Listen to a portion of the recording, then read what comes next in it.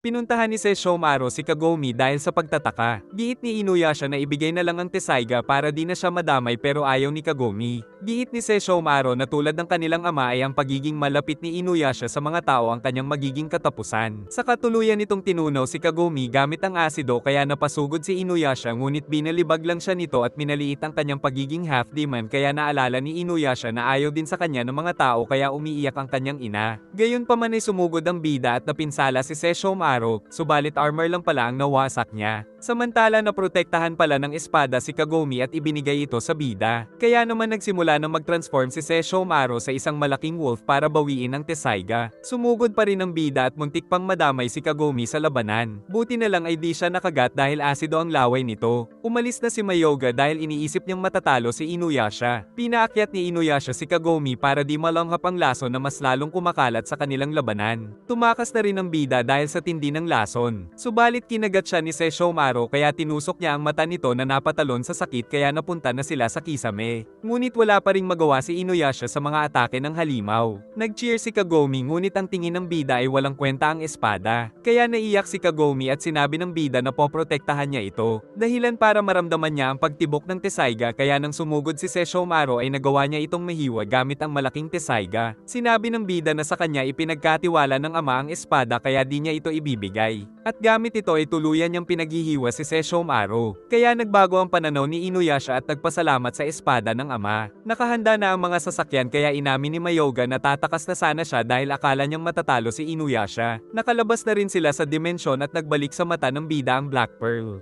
Napagtanto ni Mayoga na ang Tessaiga ay ginawa talaga para protektahan ng mga tao kaya napalabas ni Inuyasha ang kapangyarihan nito. Pero nang sinabi ni Kagome ay wala daw pake sa kanya si Inuyasha kaya pinadapa siya ng dalaga sa tulay. Gamit ni Kagome ang swimsuit kaya sinisilap siya ni Mayoga. Nang bumaba si Inuyasha ay napasigaw si Kagome sa kumuha ng damit niya na alaga pala ng isang lalaki na nadismaya dahil pagkain ang pinapahanap niya. Naglabas ito ng espada pero pinaalang ng bida. Sarap na sarap ito sa binigay na pagkain. Tapos napisat din ito si Mayoga na pinagkamalang lamok. Naging fangirl pa si Kagome dahil inakalang ito ay si Oda Nobunaga pero Amari pala ang first name nito. Kaya aalis na ang lalaki ngunit nahulog ang lampa. Sa isang bayan ay problema ng mga tao ang feudal lord na kumukuha ng kababaihan. At narinig din nila sa chismis na naging isang demonyo daw ito. Samantala sa kastilyo ay makikita ang malupit na feudal lord na nagpapakuha sa kababaihan. Naamoy ni Inuyasha na meron ditong banal na hiyas. Sumakay ang dalawa sa bida upang makapasok sila sa bakod at nakitang natutulog ang lahat ng mga bantay kaya hinanap ni Amari si Princess Suyo na inakala niyang tumanda pero natutulog pala sa gilid ang hinahanap niya. Nang magising ay naalala nito si Amari dahil isa daw siyang lampa. Saka napansin ni Kagome na in love ang binata sa prinsesa. Giit ng prinsesa na tila naging halimaw ang kanyang asawa, na siyang dahilan kaya niyaya siya ni Amari na tumakas. Sinalubong ni Inuyasha ang halimaw sa pagdating nito at winasak ang bandage kaya nakita ang palaka. Ngunit ang baho ng hininga nito kaya di sila makakilos at tinusok nito si Amari saka itinakbo nito ang prinsesa, na nilagay nito sa isang lalagyan at nakita ang mga kababaihan na nakatakda nitong kainin. Nagawa ng bida na magamit ang kapangyarihan ng Tessaiga kaya nasaktan ng palaka dahil nakokontrol na ni Inuyasha ang sacred sword. Subalit kinain ng halimaw ang mga kababaihan upang gumaling ang sugat nito. Iniligtas ng binata si Princess Suyo na napayakap sa kanya, at binitukan ni Inuyasha ang palaka na nakatulog. Dahilan para magbalik ang asawa ni Princess Suyo na nagsisi sa mga nagawa kaya nais niyang patayin na siya ni Inuyasha bago muling makontrol ng halimaw. Ngunit di pumayag ang mga kasama dahil mabait daw ang feudal. Ibinalik ni Inuyasha ang espada dahil bahala na daw sila. Subalit na kontrol ng halimaw ang feudal at tinusok si Amari. Naisip ni Mayoga na aalis ang toad monster sa katawan ng pinuno sa pamamagitan ng apoy. Mabuti ay binigyan siya nito ng unggoy ngunit inatake sila nito kaya nakialam na si Inuyasha at pagsugod ng bida ay pinadapa siya ni Kagome saka nito ginamit ang pabango na isang flamethrower kaya umalis ang halimaw sa feudal lord saka ito tinapos ng bida upang makuha ang banal na hiyas.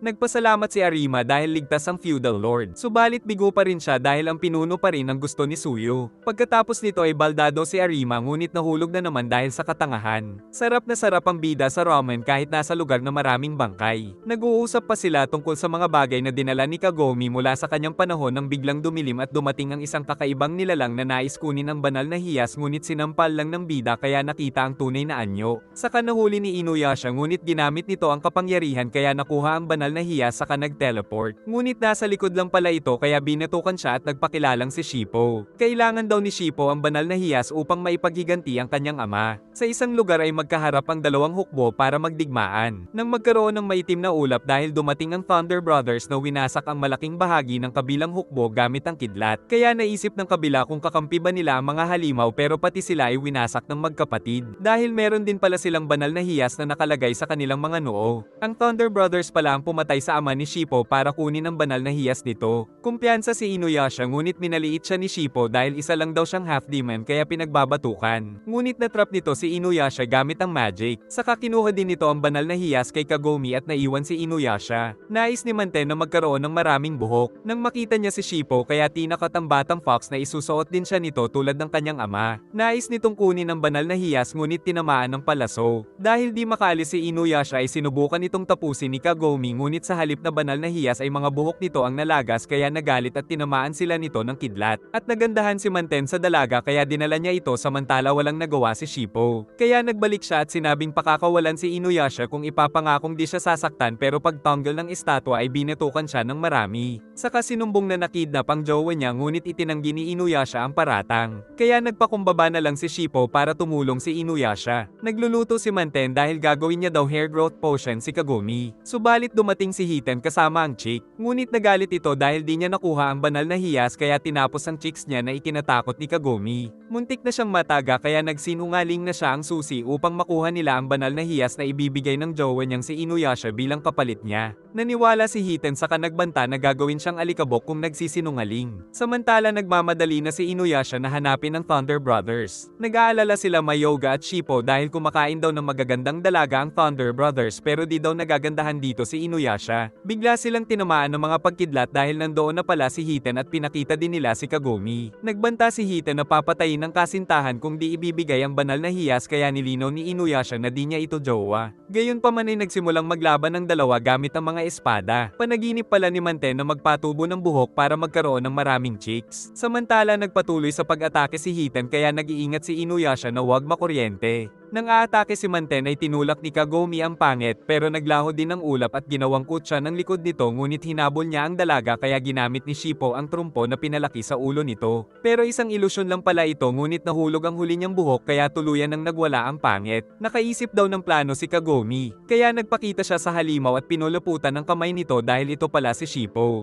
Saka kinuha niya ang palaso pero nabigong masaksak ang banal na hiyas kaya nasakal si Kagome kaya di makapag-focus si Inuyasha. Kinagat ito ni Shippo at ayaw niyang bumitaw. Kaya umatake si Inuyasha na nasalag tapos inihagis ang Tessaiga pero nakailag ngunit si Manten pala ang puntirya. Inatake sila ni Hiten na nag-alala sa kapatid. Ngunit ayaw nang mabuhay ni Manten dahil wala na daw siyang buhok at naisip na kung sana ay nagmana rin siya sa ama imbis na sa ina. Nagdalamhati si Hiten saka kinuha ang banal na hiyas nito kaya kailangan nilang mag-ingat. Dahil dito ay napakalakas ng kidlat ni Hiten. Pinaalis ng bida sila Kagome at umatake ng mas malakas si Hiten kaya sinabi ni Mayoga na gamitin niya ang lagayan ng Tessaiga na umubra nga sa kidlat. Nais ni Mayoga na tumakas na sila pero sumugod pa ang bida gamit ito kaso natusok ng kalaban at hindi ito tumigil sa pag-atake gamit ang kidlat. Napansin ni Kagome ang LSC ng kalaban kaya nag-transform na pana si Shippo ngunit napinsala na si Inuyasha. Nagawa nga itong mawasak ni Kagome subalit na kuryente ang bida pero nasuntok niya pa rin ito. Ngunit nagalit lang si Hiten kaya sinalag ito ng ating bida. Kukunin ng mga kasama ang Tessaiga kaya binugahan sila ng kidlat na ikinagalit ni Inuyasha.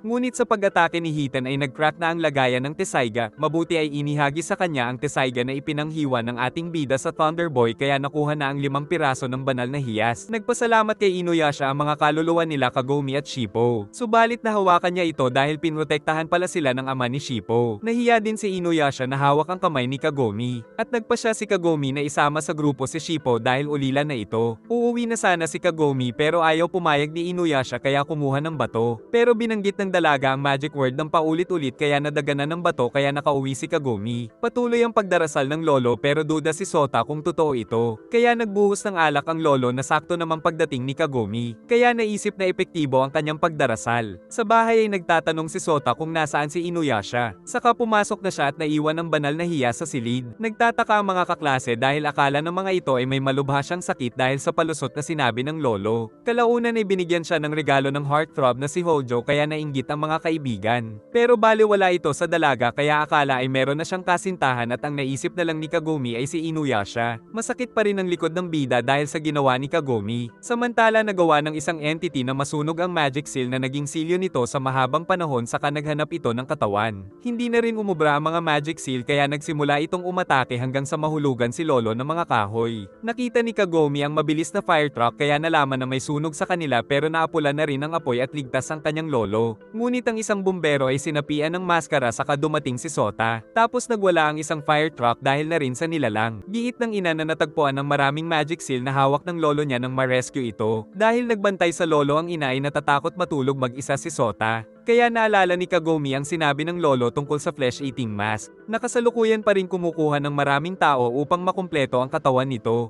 Saka nagbalik ito sa kanilang bahay at binutas ang kanyang bintana at pakay nito ang banal na hiyas pero inunahan niya ito saka tumakas sila at di napansin na nasugat sa bubog tapos muntik na silang tamaan nito. Kaya inutos ni Kagome na tawagin ito si Inuyasha habang itinatakbo niya ang banal na hiyas. Pero nang tumalo ng bata ay di siya nakapasok at nang umiiyak na siya ay dumating naman si Inuyasha na naamoy daw ang dugo ni Kagome. Kaya sumakay siya kay Inuyasha at magkasamang hinanap ang ate gamit ang pang-amoy. Samantala nahabol na naman siya ng maskara, mabuti ay dumating na si Inuyasha. Pero nais ng bida na humingi muna ito ng tawad na ginawa naman ni Kagome pero napipilitan lang. Sinuntok ito ni Inuyasha subalit kinain lang siya nito saka umatake ang maskara kaya inihagis ang banal na hiyas kay Sota ngunit sa kanyang pagtakbo ay na-corner siya. Mabuti na lang ay nakatakas si Inuyasha at tinapos ito sa tamang oras. Kasabay ng pagsikat ng araw ay napansin ni Kagome na mabait naman pala ang bida. Ngunit naalala niyang meron siyang test kaya nagmadali. Saka sinabi ni Sota na idol niya si Inuyasha. Nakabalik na si Kagome nang makita niyang nagbigay pa ng regalo si Hojo na nag-aalala dahil akala ay meron siyang sakit. Saka sinabi ng lolo na pwede na siyang mag-absent pero isa siyang masipag na estudyante. Nang uwian ay naglalaro ng lusis ang mga bata ng isang bata ang nagsindi sa marami nilang mga paputok kaya hinabol ito ni Kagome para pag-alitan subalit biglang nag-apoy ang paligid dahil isa pala itong kaluluwa. Samantala naghihintay sila Inuyasha para makakuha ng wax mula sa steel wasps para sa nag-crack na lagayan ng espada. Nakita din nila ang isang soul piper kasama ang kaluluwa ng mga batang namatay na nagsisilbing gabay ng mga ito. Nagpasama si Sota sa ate niya na dumalaw sa kaibigan nitong si Satoru na ginawan pa niya ng maraming origami. Ngunit nandoon na naman ang bata na sinusubukang patayin si Satoru. Naisip ni Sota na kagagawan ito ng evil spirit dahil ang mga kaibigan nila ay minalas pagkatapos dumalaw kay Satoru. Naikwento din niya ang ate ni Satoru na si Mayo na namatay sa sunog. Nang biglang mahulog sa kanila ang isang base. Saka nagpakita si Mayo na nais patayin si Satoru dahil mas mahal daw ito ng kanilang ina. Tapos binungkal nito ang mga puno at nakita ni Kagome ang soul piper. Itinanong niya ito sa mga kaibigan at sinabing mapanganib din na iligtas pa si Mayo. Ngunit umalis na ito kagad habang nagsasalita pa si Inuyasha. Nagmamasid si Mayo sa bintana habang nagseselos kay Satoru kaya papatayin niya daw ito pag umalis ang kanilang ina. Nakasalubong ni Kagome ang nanay nito kaya napag-usapan nila na nagkatampuhan daw sila ni Mayo. Tapos namili siya ng pagkain at pagbalik ay nasusunog na ang bahay nila ngunit nailigtas niya naman si Satoru, subalit di niya alam na nasunog na pala sa loob si Mayo.